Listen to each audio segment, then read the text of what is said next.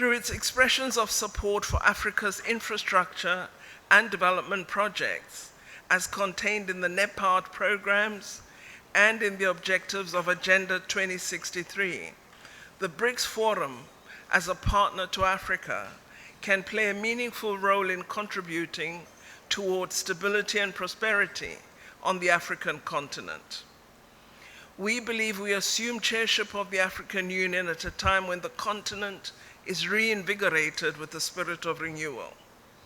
Members of the African Union have recently unanimously endorsed the African Continental Free Trade Agreement, which seeks to spur intra-African trade and the economic development and growth of the continent.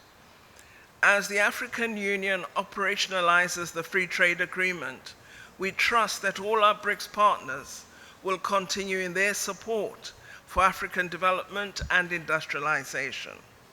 Excellencies, when our 5 nations first came together, we were united in our commitment to restructure the global political, economic, and financial architecture, to render it more balanced, more representative, and more equitable. In this regard, a more pronounced effort must be made to reform the global governance system. As we continue as BRICS to support multilateralism in the global political and economic governance system, we must also advocate for greater representation for Africa and the global South. This goes hand in hand with acknowledging the centrality of organizations that have a multilateral remit. It is disconcerting that despite the progress made in these domains, Africa remains on the periphery of decision-making in most of these organizations.